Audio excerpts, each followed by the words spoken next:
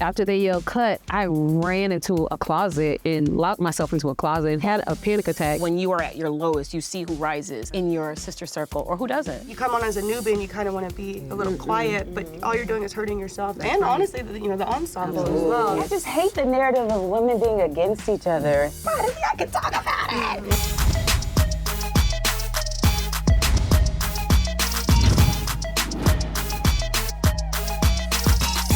And we're back. BET Talks, I'm your host, Miabelle, and today's guests are looking and smelling real good. Now, they're the sisters that give you real conversation, real love, real friendships, and real mess. They're bold, they're beautiful, and they're celebrating season 10, the lady stars of Sisters.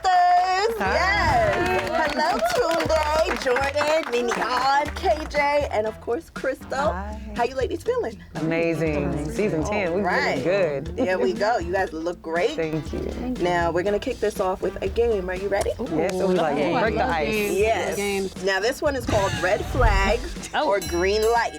Okay. I'm going to give you a scenario, and you don't have time to think. I don't want to hear both, or it depends. Okay. None of that. Okay. Straight to it. Got it. Okay? Okay. Now, he says he's not ready for a relationship, but still gets jealous when you date other people. Red flag. Okay. The first part of the Right. 1, 2, 3. He says he's consistent, kind, and emotionally available, but doesn't match your financial ambition. That's Financial ambition right? or financial situation?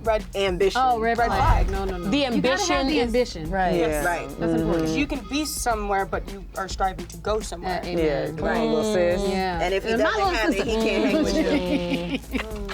So he texts good morning, but disappears all weekend. No. Hi, Red come on, flag. green flag. Is there a dark What's flag? that? Red flag. No flag for you. Okay, no room. There we go. You're not worth the time of a flag. Right, no flag. No. Thank you, ladies. That was great. Now listen, 10 seasons, that's a big deal. Very rare achievement, of course. And I want to know for you what that tells us about Black women-led stories. Our stories are important. Yeah. People want to see them. I think for us to have been on television for so long and had so many stories to tell, so many plot lines, so many characters that we have been able to portray, and for people still to want to see our stories, I think it says that we need to continue this. We need to continue to be a vessel for us and to show us, and more stories need to be told, and we want more projects with Black-led women, more movies, more films, more web series, anything. Yeah. I don't believe that you can get to 10 seasons if it means people aren't resonating with it. So obviously, Black and brown women and men are resonating with the message that's being put out on the show. Right. And we just got to continue doing that. Right. Yeah. The occasional sprinkle of white ladies, too. Right. I was coming out of the hotel lot. and the white lady was like, I love your show. Oh, really? I met an old white, like 70 and 80-year-old at the Masters this year, and they were like, oh my God, can we please get a picture? Our bet, like, listen, the demographic is wild. I think it's important to know that we know our stories. Yeah. We need the world to see our stories. We need everyone to see our stories and to understand what we are experiencing as Black women. Well, Shonda Rhimes said it this way: stories change the way people see themselves. Absolutely. That's so true. So I think it's important for, Black women to see themselves in as many different lights as possible, but also other people. Of course. So true. Now we know Sisters is about friendship, and you guys walked in linked up, okay, in sync. I love to see it, of course, but it makes me ask, what does sisterhood really mean for you? And not only the good times, but the bad times too. I think sisterhood means like you have a tribe of people to rely on. A true friendship, a true sisterhood is revealed in the sorrow, the times of trauma. Like when you are at your lowest, you see who rises in your sister circle or who doesn't. Yeah, and who holds you accountable with love. So you guys get that a lot from each other on set. Well, in life. Yeah. I would say in life. We don't have time to think on set.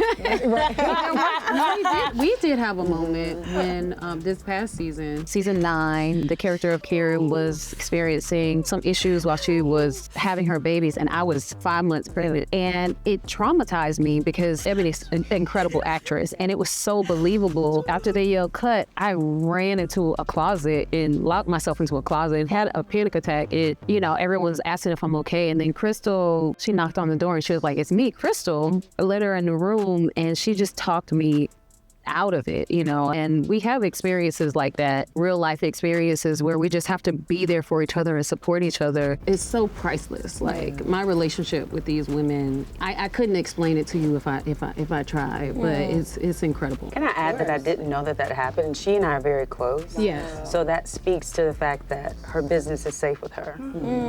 Your business has to be safe with that person too. Yeah. And that's a big part of sisterhood. That's true. That's so true. And there's so many different scenarios that we get all throughout the seasons with you guys. And like you said, that was a moment that really resonated with you. Are there any other moments from past episodes or even in the new season that we're going to see where you're acting it out and you're like, whoa, this feels real, or it's touching, you know, a nerve that you didn't know you could reach through work at that? Yeah, you felt that way, Jordan? I wish I could speak on it more. Yeah. But especially when it comes to my big sister and what I want from her versus like how I'm trying to get it. I'm going about it the wrong ways. I'm acting out, but it's kind of that little sister energy of I don't even know how to receive love, so I'm doing all of these different things to try to get something from you, and you get to see that unfold.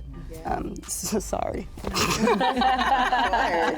Now, for our new cast members, I would love for you guys to let us know how it felt to really jump into an established sisterhood and what that was like, the good and the bad. I think it was initially very intimidating to walk into. Right. I mean, we're talking 6 years of established friendship. And then you add on the fact that each of these women are incredibly talented and skilled in what they do. Yeah. So I came in very, very nervous, but the second that I walked into the building and met each of these incredible women, like all of that was dismantled. They were all kind, generous, super helpful. Here's my phone number. If you need something, call me, text me. Hey, just checking in. Are you doing okay? This is what's about to happen. That camera's gonna move real fast. We're not gonna get a second chance to do it again. So there's, you know, so it was just like real from the get. I think it's just incredible human beings, and it's also understanding of like my success or your success rather is my success. So it's like women wanting each other to win for the greater we of it. I think I would say. Yeah. So good. That's what I experienced before we even went to Atlanta, and I was already nervous. I'm like, I'm not gonna follow anybody. I'm not even gonna look at their page. I don't know, because you know them as actors, but you also go to their Instagram page and you see, oh my goodness, like their endeavors, like what they're doing, the entrepreneurship of all of these women. Like, you guys are so built up outside of the show. KJ calls me, and I'm like, like I almost lost my breath a little bit. And she was like, hey, like I'm here to let you know, do not be scared. Do not worry about trying to, how'd you say it? Like, Dim your light. Dim your light. Because Shine. you know, you come on as a newbie and you kind of want to be a little quiet, but all you're doing is hurting yourself. And honestly, the ensemble as well. Yeah. So she was able to put me in a headspace of just, I'm here for you, ask me anything, but do you and shine. Right. You don't hear that a lot from women. They get very nervous. So you think that you're nervous going onto a show with other women who've been there, but those women sometimes get nervous with new girls coming on as well, and I didn't experience that. Yeah. I remember on our photo shoot, KJ sat down next to me, and she's so opposite of her character, Andy, and she sits down, she's like, so, what do you like? What are you into? I was like, huh? What's happening? What's the tea, girl? Yeah, Exactly. besties now. Yeah, said we're besties now. I was like, hey. I love it. So from you ladies, Mignon, KJ, Crystal, what ways do your new castmates deepen the sisterhood that you guys already established? How has it changed? Yeah, in so many ways. I feel like it was that instant click, with us. And Tunde and I had known each other before, so I remember when I got the call that she was gonna be Madison, and I couldn't say anything until we got on the chemistry read, and finally I was like, finally I can talk about it! And I hadn't even told Crystal that I was auditioning. Yeah, right? it was crazy. Yeah, and then I had seen Jordan's work before, so to actually get to work with him in this capacity was amazing. And this one right here, honey. She's so much fun. So much fun. You just wait. Yeah, I love it. I kept calling. I was like, who's my sister? Who is my sister? I'm harassing the executives, like, who is my sister? Somebody tell me who's my sister. And they were like, we're still auditioning people. And then they mentioned Jordan. And I was like, okay, great. After our audition, we had a chemistry read. And I was like, I love her. Let's do it. I was like, so did you make it official? Give me her number now. They're like, don't call her yet. They were like, don't call her. I'm like, give me her number Waiting on it. now. Because of what she said, you know, and I, in my experience, have gone on sets where the leads, they treat you like you're nothing or nobody, or it's this hazing process. And I was like, we do not want that on our show. Right. We want to lead by example. We want to lead with love. We want to lead with God's love. Yep. Like, we literally fight. Like, she's our little sister. Okay. Like, for real, because she has an amazing spirit. And I felt like it was important for us to take the reins and make her feel welcome. And then Tunde, that's my girl. Tunde, keep me in shape. Crystal introduced me to Tunde. We used to ride to you. Was it Every morning during COVID. She was in LA, I was in Atlanta, and we would ride to you. I bought a Peloton because of you. That is I'm not kidding. Yes. And so, and literally, Tunde, this is my girl. She didn't even know it yet, but I'm a huge fan of her work. And I screamed when I found out it was Tunde. I screamed. And Scott was like, who's Tunde? I'm like, you don't know who Tunde is? I'm like, turning my Peloton on, like, and got on it in 6 months. Don't tell nobody. I was pregnant. I was pregnant. Oh yeah, you can't get on it. Yeah, I can't get on it. That's why I wasn't on it. He was like, oh, okay, great. We were having this conversation in the green room. Mignon, did you say it? You said, isn't it funny how the people that you have, what did you say? The people that are supposed to end up in your life, before you know them and meet them, you're in the same rooms and you don't know it, because she and I were at Beychella, second weekend. Not even like 1 weekend, 1 weekend, 2. We were at Beychella, second weekend. That was a year before Sistas. Isn't that crazy? Yeah. All alignment. It's in like the when best you way. sit and dig, you've been in the same space before, you just didn't know you were supposed to meet. Like the entire time it was ordained, you were going to meet. Yeah, you guys are exactly where you're supposed to be in the moment. Now, And we have synergy. You have to come on a set respectfully, but not dimming your light. And that's exactly what they did. They didn't come in with this energy of, love me. right? You're going to love me. But they also didn't have energy of, oh, I know they're gonna hate us. Like, they just had these open hearts, and they were so brave to step into something so established already. Because our fans do not hold their tongue. Right. They do not pull punches. They So feel like family. They are family. I mean, just keeping it real. Sabrina and Karen, they were there from day one, right? And so for y'all to step into that, I really admire the bravery and the courage, because I'm supposed to kind of be at odds with you a little bit. It just made me feel good to hear both of you say that we made you feel welcome, because there's always this narrative to pit women against each other. I mean, not to be egocentric about it, but I'm just proud of us for not being those women. When we're filming, we're just like, oh, yeah. But you grabbed me and you were like, thank you for the way you did that scene. And I was like, oh, like, the working on myself might be working. Like, it's good sometimes to hear that.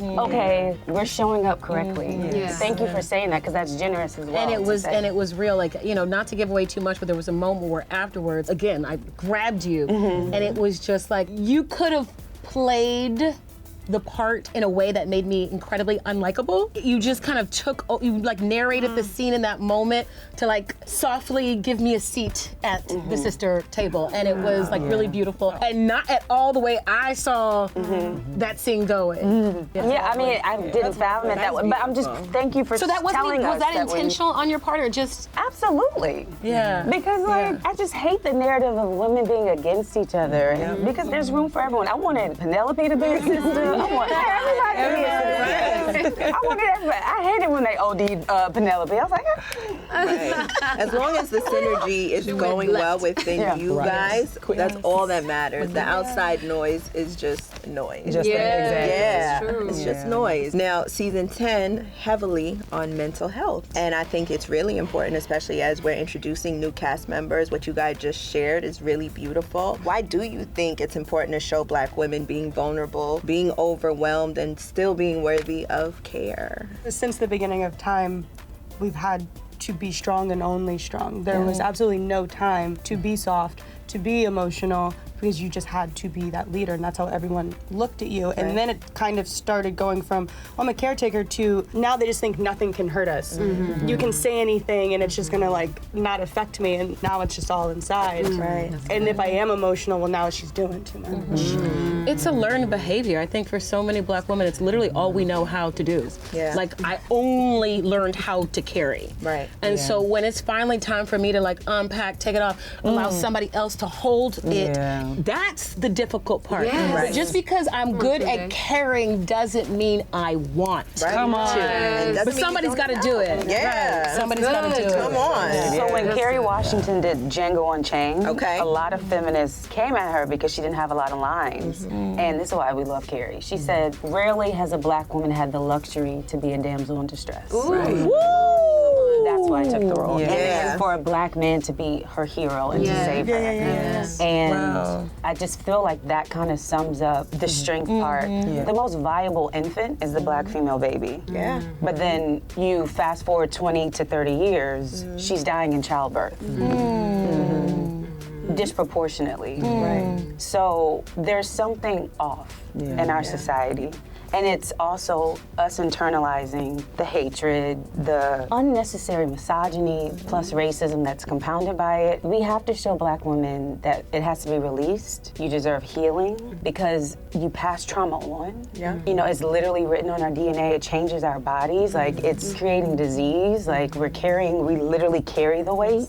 We have to show Black women how to release that pain and trauma and suffering, and that you're worthy of that. You don't have to just keep it. Wow. That is beautiful. Come on with it. Now, Andy, we are learning a lot about emotional abuse and manipulation and how that can transpire in relationships and just in general. Why do you think that's important to be sharing within a storyline? Andy is a victim of emotional abuse and manipulation, but I also think she's a perpetrator in it. Talk about it. I think in season 9, we witnessed her manipulate and abuse her relationship with Fatima once she felt threatened or intimidated or insecure. I mean, we're fighting a whole case for Karen, and she calls you for everything.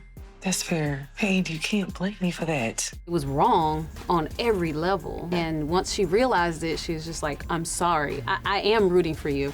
I'm really scared, hurt. You know, she was dealing with Karen and her understanding of why is Karen calling Fatima? It's jealousy. I want to be the one who carries you. I want to carry your problems and your problems and not deal with my own.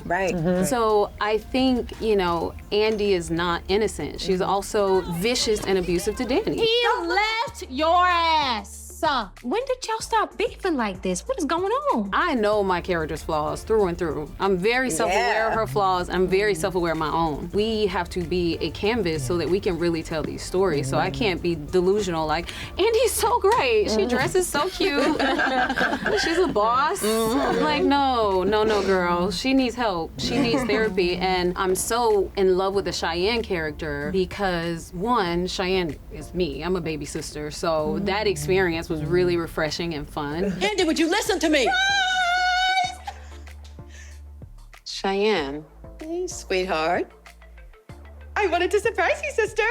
She shakes things up and shows Andy, you cannot run from your past. You cannot run from getting help. And I'm gonna show you why. Because her friends have tried. Her friends have been like, girl, let me be there for you, let me help. But you know how sometimes you need another messenger? You need another messenger. Sometimes your best friend is not the one, you know, but maybe your boyfriend who you broke your heart is the one. Or maybe, you know, someone from church or something. Someone is your messenger. Cheyenne is becoming Andy's messenger. And it's such a fun ride that we're about to go on. I wish I could share more, but it's gonna be great. I feel like I'm holding up a mirror.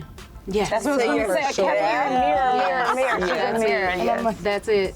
All of it. That's it. You can trick all these people. Yes, that's it. You're a lawyer. That's it. I knew you since day one. That's real. Cheyenne and Andy are two girls from Tallahassee, and that's a girl from Tallahassee, and I can tell you what that means. Wow. You know? I know, that's right.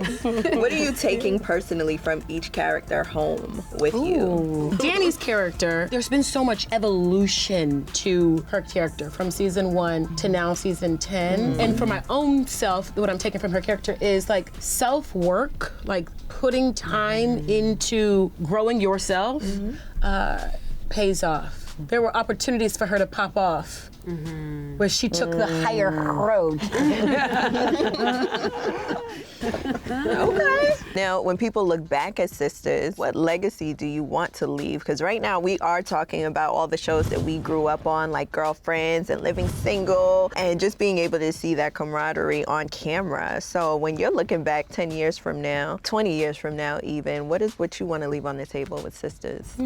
There's a message in the mess, because that show is so much, there's so much mess. But just hopefully there was a message in the mess that by the end of it, they're like, oh, that's why that character went through all of that. That's why that happened. I look at our show like how we looked at the Cosby Show. It was something that brought the family together. I hear so many people like men saying, oh, I watched the show with my sister, I watched it with my wife. And I think when people look back, it'll be a part of their family and bonding that they remembered as well. Now, KJ, Yes, ma'am. you are experiencing motherhood. Yeah. Oh, don't make me cry. Oh, cry for us, my God. girl. Don't make me cry. Oh, I paid for this makeup.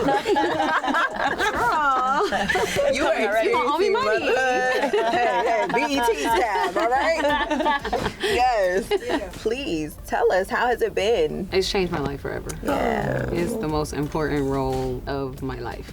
I am so happy. I am overjoyed. I feel so blessed. Like God just blessed me with the most perfect little human. And the journey for her to come into this world was so difficult and challenging. And so my whole perspective of life, my gratitude for life, my gratitude for this show, my gratitude for my life experiences have expanded.